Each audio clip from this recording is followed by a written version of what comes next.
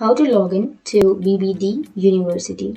So if you want to log into BBD University, then first open up a browser, any browser that you're comfortable with. And I'm here with Chrome browser.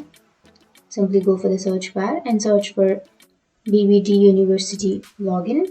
And once you've searched, here you will have BBD My Campus, or you can go for My Campus login so that it will take you to the login page.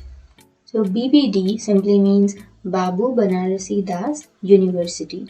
You can also call that BBDU with the U as university. So you can go for a login, which is here. Click on the login option and it will take you to the login page. So to log into your account, first you need to enter your roll number on the first blank. And once you enter your roll number, you need to enter your password on the next blank.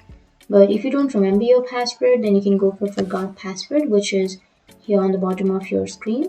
And once you go for forgot password, you can reset or recover your password. But if you remember your password, then enter your password on this blank. And if you want to save your login information on your laptop or PC, then click on remember me. But if you don't want to save it, then unclick it. And if you're new to the organization, then you can click on register so that you can create your account. But if you already have an account and if you want to log in, then enter your information on these two blanks and then click on login. And once you click on login, it will log you into your account if your information is correct.